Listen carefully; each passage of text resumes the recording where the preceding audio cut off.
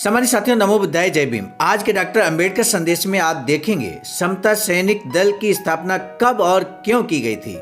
समता सैनिक दल का प्रारंभ में क्या उद्देश्य था, अब क्या उद्देश्य है, ये विस्तार से बताने का कार्य आज के डॉक्टर अंबेडकर संदेश में करें। आज के डॉक्टर अंबेडकर संदेश का विषय हम आपको बता देते हैं। राजनीतिक समता के लिए जरूरी है स्वतंत्र राजनीतिक अधिकार, ये बाबा साहब कहते हैं। इसी विषय को लेकर आज के डॉक्टर अंबेडकर संदेश पर हम बात करेंगे। बाबा साहब डॉक्टर अंबेडकर संपूर्ण वाङ्मय खंड 39 से पेज नंबर 373 से 375 तक आज का डॉक्टर अंबेडकर संदेश लेकर हम उपस्थित हुए हैं स्थान Buddha Bodhisattva Ambedkar international centre BBAIC Sarnath Varanasi राज्य उत्तर प्रदेश देश भारत के सौजन्य से 20 जुलाई 1942 को नागपुर में समता सैनिक दल को उद्देश्य करते हुए बाबा साहब डॉक्टर भीमराव अंबेडकर ने कहा। क्या कुछ कहा, सीधे लेकर हम उपस्थित हो चुके हैं।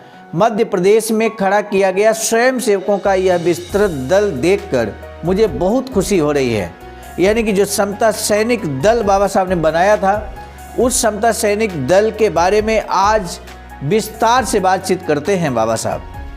समता सैनिक दल का एक इतिहास है सम्मानित साथियों।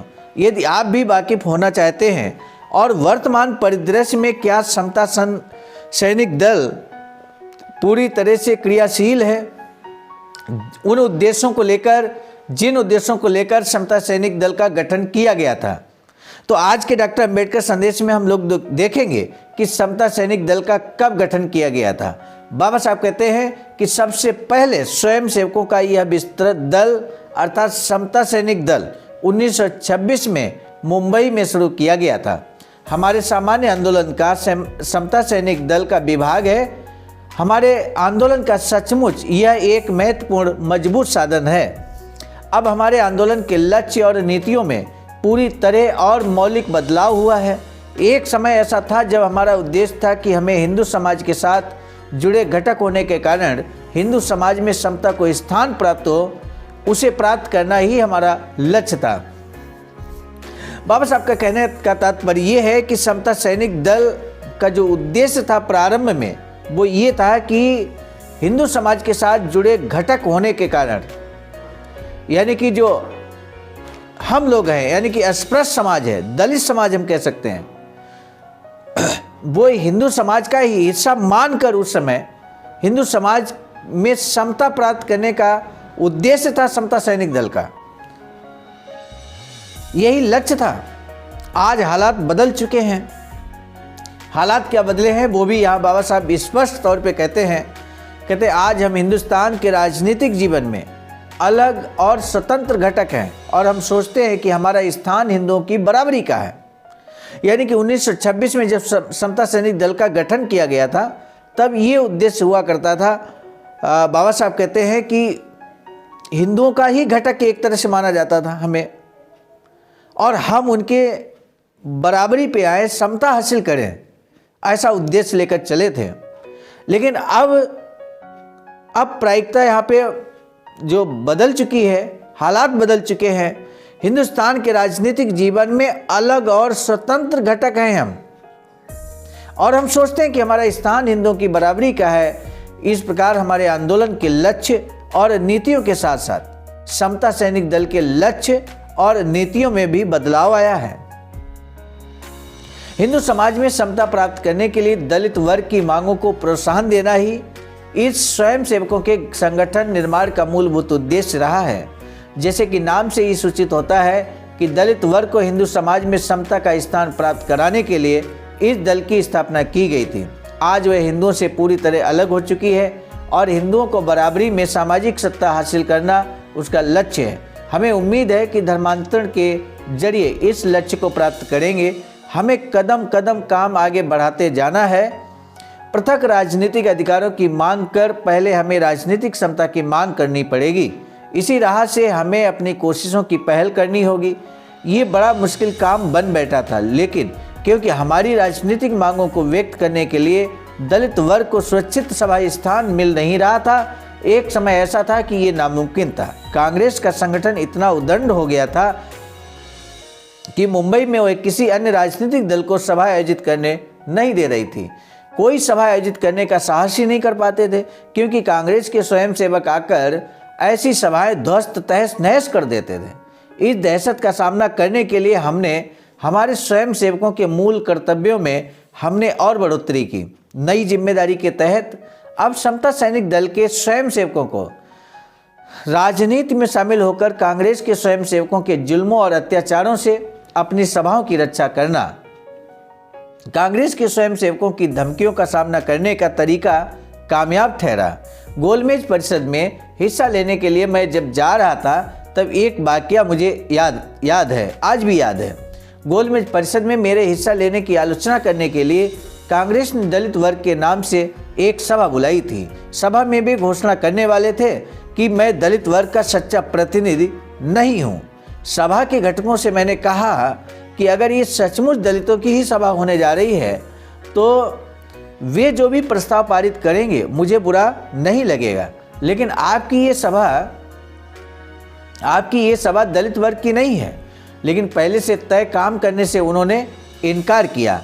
शाम के समय सभा हुई, लेकिन ऐन समय पर हमारे स्वयंसेवकों की एक टोली आई और उन्होंने कांग्रेस के स्वयंसेवकों की ऐसी की तैसी कर दी और सभा अपने कब्जे में ले ली।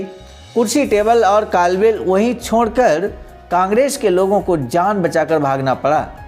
वे कुर्सी, टेबल और कालबेल हमारे सैनिक अपने विजय की निशानी के तौर पर ले आए। हमारा स्वयंसेवक संघ मुंबई में सबसे अधिक बलवान है। आज तक किसी ने हमारे स्वयंसेवकों को चुनौती देने का साहस नहीं किया है।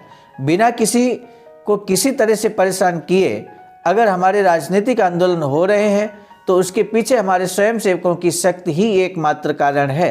उनकी कृतज्ञता का हम पर बड़ा ऋण है। आपने मुंबई से ये कल्पना उधार में ली है, लेकिन ये साफ दिखाई दे रहा है कि संघ के विस्तार के कार्य में आपने मुंबई को भी पीछे छोड़ दिया है। इस बारे में आपकी प्रशंसा करने का मन हो रहा है। आपकी बराबरी में आने के लिए मुंबई को अपने आप को जगाकर जोरदार कोशिश करनी होगी। स्वयंसेवी संगठन की आवश्यकता को लेकर मुझे पूरा विश्वास है। इस संगठन को जारी रखें। इतना ही नहीं, हर प्रांतों में उसकी शाखाएं खोली जाएं और दलित वर्ग का हर युवक उसका सदस्य बनने तक उसका विस्तार होते रहने देना चाहिए। स्वयंसेवकों के ऐसे संगठन का विरोध करने वाले लोग हैं। वे खुद को अहिंसा को मानने वाले बताते हैं और इन संगठनों और शक्ति प्रदर्शन का विरोध करते हैं। मैं खुद भी अहिंसा के सिद्धांत को मानता हूँ, हालांकि अहिंसा और लीनता में फर्क करता हूँ। लीनता यानी दुर्बलता, और खुद अपने आप पर दुर्बलता को लाद लेना कोई अच्छा काम नहीं है, अच्छा गुण नहीं है। उपनिषद में एक मेमने की कहानी है। वह भगवान के पास गया और उसने शिकायत की कि भगवान, तुम सभी जीवों के पिता हो और इस नाते सभी जीव आपस में भाई बहन हुए। उसके बावजूद सभी अन्य प्राणी मुझे खाने को उतारू हैं, ऐसा क्यों है? यहाँ भगवान के जरिए जो जवाब दिया गया है उस पर जाना चाहिए। भगवान कहता है कि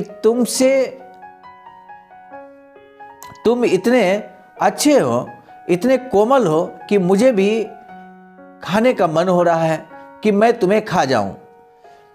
इस कहानी के मेमने जैसी ऐसी हालत हमारी भी है। दलित वर्ग की मेमने जैसी ही हालत है, इसलिए हर कोई हमें खा जाने का इरादा रखता है। दुर्बलता के रूप में खुद अपने आप पर लादी लीनता कोई सद्गुण नहीं होता।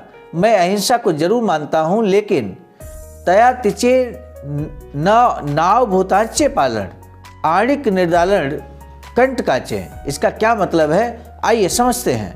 तुकाराम महाराज के इस कथनानुसार ही तुकाराम ने दो बातों में अहिंसा होने की सार्थक बात कही है। पहली बात उन्होंने कही कि सभी जीवों के प्रति प्रेम और दया का भाव रखना। दूसरी बात उन्होंने कही कि दुष्ट लोगों का नाश करना। अहिंसा के इस दूसरे पक्ष की ओर अक्सर नज़रअंदाजी हो जाती है और इसी कारण अहिंसा का सिद्धांत हास्यास्पद हो जाता है। बुरे का नाश करना अहिंसा का महत्वपूर्ण घटक है। उसके बगैर अहिंसा यानी केवल छिलके, केवल कल्पना का सुख, व्यवहार में इस्तेमाल योग्य हुए कहीं बचता नहीं है।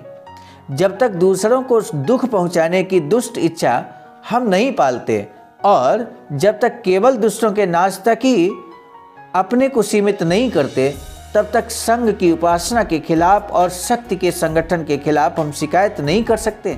विवेक से नियंत्रित शक्ति हमारा आदर्श है। किसी भी तरह की आलोचना पर ध्यान देने की आपको कोई जरूरत नहीं है। अविचार से किसी को भी दुख से बचें।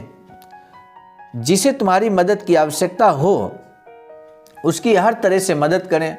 इस तरह आप हमारे लोगों की बड़ी सेवा करेंगे। आज तक आपका काम मुख्यतः हमारे जीवन, राजनीतिक जीवन को सहारा देना ही रहा है। इसके अलावा आपके कार्य के विस्तार के लिए कई और क्षेत्र हैं। शहर में अक्सर सुनने में आता है कि कोई बदमाश महिला को अगवा कर ले गए। गाँव में हिंदू जाति से हमारे लोगों पर अत्याचार की बातें हमेशा सुनने में आती हैं। आपकी शक्ति यहाँ काम आ सकती है। केवल आपके तरह का संगठन ही सहायता कर पाएगा। ऐसे ये हालात हैं। मुझे खुशी है कि आपने अखिल भारतीय दलित वर्ग स्वयं सेवक दल के अधिवेशन का निर्णय लिया है। ये बड़े आनंद की बात है। वह अगर सफल हो तो उसके परिणाम अत्यंत हितकारी होंगे। मैं आपके श्रेयस की कामना करता हूँ। मुझे अपने 4 शब्द कहने का मौका आपने मुझे यहाँ 4 शब्द कहने का मौका दिया। इसके लिए मैं आपके और आपके अध्यक्ष के प्रति आभार प्रकट करता हूँ। इसी आभार के साथ बाबा साहब ने अपना संबोधन समाप्त किया।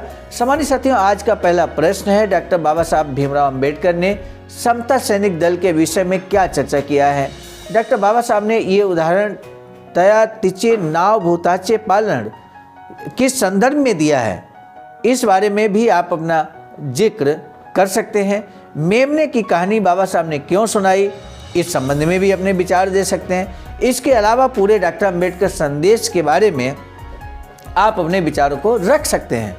आज का डॉक्टर अंबेडकर संदेश कैसा लगा ये जरूर बताइएगा कमेंट सेक्शन में। सम्मानित साथियों, हमें आपके जवाब, आपकी प्रतिक्रिया का बेसब्री से इंतजार रहता है।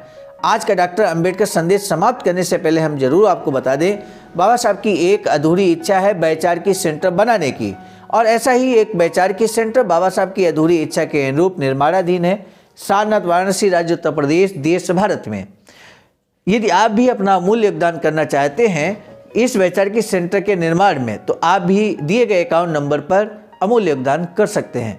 आज का डॉक्टर अंबेडकर संदेश हम लेकर आए थे मिशन नायक बुद्ध मित्र मुसाफिर सर, राष्ट्रीय अध्यक्ष आवाज का नई दिल्ली की प्रेरणा में, और साथ ही साथ संकलनकर्ता के रूप में परम आदरणीय विजय कुमार बौद्ध जी, प्रांतीय कोषाध्यक्ष आवाज का बिहार, प्रस्तुतकर्ता के रूप में मैं स्वयं सर्वजीत आर्य, राष्ट्रीय मीडिया प्रभारी IT सेल आवाज का नई दिल्ली। पुनः मिलेंगे नए डॉक्टर अंबेडकर संदेश में।